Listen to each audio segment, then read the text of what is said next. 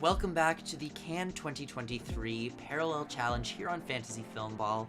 We are your hosts, Matt and Arnaud. That means we are watching an equivalent to all 21 competition titles at Cannes this year. In this video, we'll be talking about Poison and May December by Todd Haynes. I love Todd Haynes. I know you love Todd Haynes. We both love Todd Haynes. He's one of the better known directors from the batch that we have this year in competition. He started working as a director really in the late 80s. His work at first was more low budget and formalist, but he started diving into a lot of period pieces with a lot of distinct looks, like a lot of period elements or like a certain postmodernist appreciation of past eras. He's collaborated a lot with Julianne Moore. His most famous films are Safe, I'm Not There, the Bob Dylan biopic, Far From Heaven, and of course Carol, which might be his most famous film. So we've seen almost all of his work, but we had not seen Poison yet, which was his very first feature film and winner of the Grand Jury Prize at Sundance in 1991. Poison is a really hard film to describe.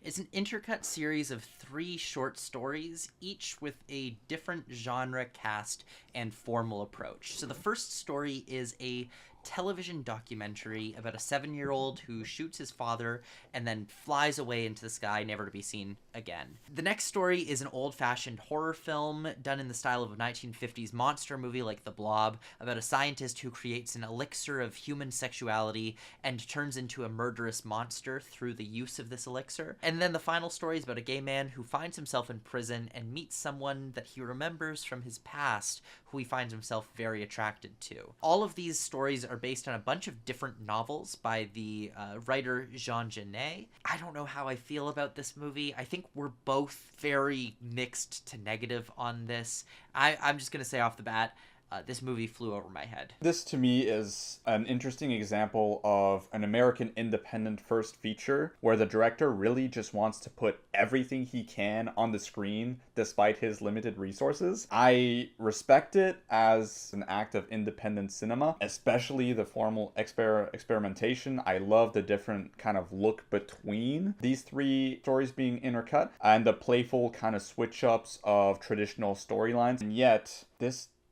really didn't do anything for me. And I hate to say that because I love Todd Haynes and I respect what he's doing, but it just, like you said, it flew over my head as well, and it just didn't engage me all that much. I found it to be a bit of a mess, honestly. I had no idea what was happening about 90% of the time. The way that I felt is it kind of felt as though the intercutting was like they were trying to save something in the edit. It didn't feel like it was meant to be intercut, didn't feed into each other in a very natural way. And formally it can be interesting. I like the different forms that they use here. I like that it feels like Todd Haynes is really doing his best to throw everything at the wall despite his very limited resources that he has. But it feels very random. There doesn't feel like there's any rhyme or reason for the selection of stories that's being presented or for their juxtaposition with one another.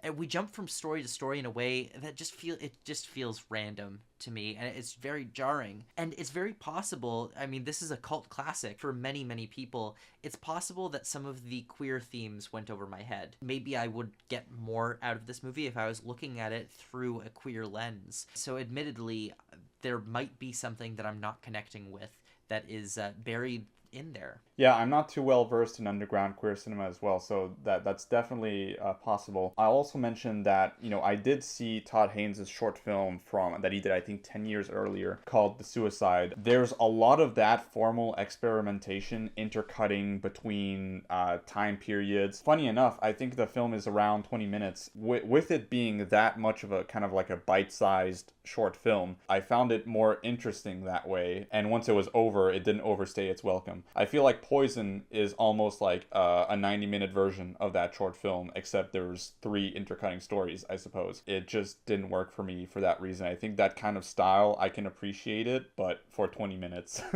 After that, it's just overwhelming and just like style for the sake of style. It's really unfortunate that Poison kind of left a bad taste in both of our mouths, because May December is one of my most anticipated films of the year. We have both read the screenplay for May December, and we have both loved this screenplay. It is sure to have excellent performances from Natalie Portman, Julianne Moore, and Charles Melton. These characters are incredibly well realized on the page, and I can't even imagine what these actors are going to bring to these roles. The film follows the story of an actress played by Natalie Portman who comes to stay with a married couple, Joe and Gracie Yu Atherton. They're a married couple with a massive age gap between the two of them. They were a tabloid scandal about 20 years ago when Joe was 14 years old and was groomed by Gracie into a relationship, and now the two of them have 3 children together. So the actress, Elizabeth, she is set to play Gracie in a movie that is coming up very soon, so she's spending some time with Joe and with Gracie to study them, and she ends up unearthing some very serious unspoken trauma they have been sitting on for over 20 years. It's a really, really fascinating subject matter, one that is not necessarily easy to explain in a one-sentence pitch. And I have to say, I don't read as many screenplays as you do, Matt, but this is maybe the best screenplay I've ever read. I don't mean that lightly. I was absolutely like glued to the paper as I was reading it. I was fascinated by these characters. I don't find it surprising at all that Todd Haynes would want to direct this. This feels very much in his wheelhouse. If this is directed with the same visual creativity and power of Carol, for example, I can see this being on that level. For all of us Oscar nerds, we know that Carol was like a hair away from getting a Best Picture. It got like, what, 6 nominations in major categories. This could be a major Best Picture contender. But let's talk about Cannes. This is an American film. It's always hard to predict these things. Even a film like No Country for Old Men will win nothing at Cannes and go on to win Best Picture at the Oscars. Even if it doesn't win anything, it doesn't, spell doom for the film necessarily. With that said, I don't think it's winning anything. If it is the film I am imagining, I would love for it to win something. Maybe even an acting prize, like a Best Actor for Charles Melton, which I've never seen in a film before, but this is a juicy role. I mean, all 3 are juicy roles, but this one is especially juicy. Right now, I'm saying that this goes home empty-handed. I agree. It might not be a prize contender, but we know it's sure to be one of the most interesting films in the competition. And if it is one of the most interesting, one of the most thought-provoking, it is very possible that the jury could connect with it. It seems like something that Ostland may enjoy. He seems to really love films that push buttons that people don't like to talk about, but it's very possible that it's just not the sensibility that they're looking for. It's not revolutionary in that way. I think it is risky, though, to say Natalie Portman could win Best Actress, because we don't see like big stars win this prize very often. Also, interesting thing to note, apparently the people with money behind this film are blown away by it. It's been reported that the reason that this film does not have a distributor is because they're waiting for it to premiere. They think it's going to get the reviews that are going to boost the sales price through the roof. I guess that puts your Netflix theory down the drain, but and that is a really risky.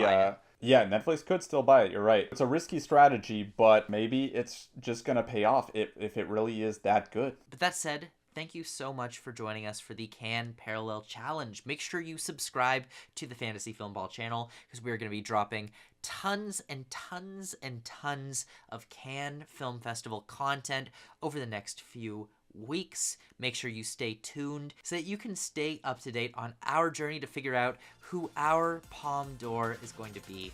Thank you so much for joining us, and have a good evening.